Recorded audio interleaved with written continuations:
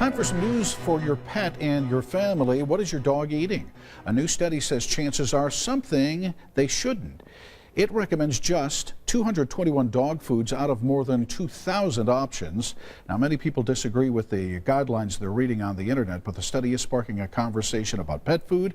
And here to help us sort it out is our pet vet, Dr. Sandy Norman. And Dr. Norman, good to have you here again at our noon hour. Much. Good to be here. You took a look at this article, this study, and what do you think about it? Well, it's hard to look at it because it really just uses some existing information. It also sets some very arbitrary guidelines, like if your food has this, it's bad, so it's eliminated. So there is some credence to what they say, but it's not an absolute. It's not the wherewithal, be withal. They surveyed 300 pet owners. They picked pet experts who may have some questionable credentials.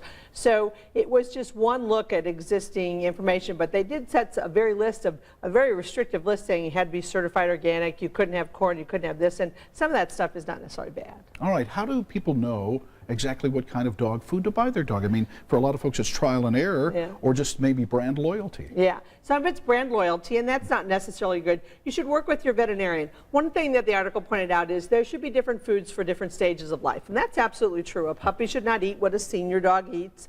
If your dog has a medical condition, there are some things you need to avoid. So that's absolutely true, that stages of life or medical conditions require different diets. But there's also not truth to the fact that every dog or cat should have a raw diet. That's absolutely necessary. That's not necessarily true. Every dog or cat should have a grain-free diet. That's not necessarily true either.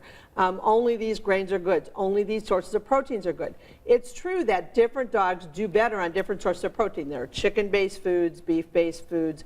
There are some novel proteins because dogs are allergic. But what you need to do is work with your veterinarian, find a food that sticks, and stay with it. Because once your dog, and how will you know your dog is sick? Well, it'll get upset. It will act inappropriately. It will have loose stool. It will vomit. It will have digestive upset. You'll be going to the veterinarian a lot. Then think about looking at the food. Okay. Food affects behavior. It affects illness. It affects all kinds of things. But once you find a food that makes your dog happy and healthy, stick with it until maybe their life stage changes. They get older, something else happens. All right, but again, you say get some advice from your veterinarian. Yeah. Touch your veterinarian. Right. There are only about 3 or 4 companies that do actual research, and that's what's really important, that do actual nutrition research. I've been part of field trials, and what you're trying to determine is does this food do what I say it does? And it's very important. The U.S. government sets minimum standards for food that they have to reach, and if you're going to make claims, they have to be true ones. So there are only 3 or 4 companies that actually do real nutrition research to see if it does what it does. And you want to read some of that nutrition research because it's actually carried out independently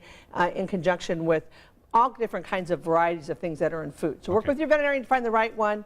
Stick with it until it's time to change. All right, excellent advice as usual, Dr. Norman. Thanks again for visiting. Appreciate it.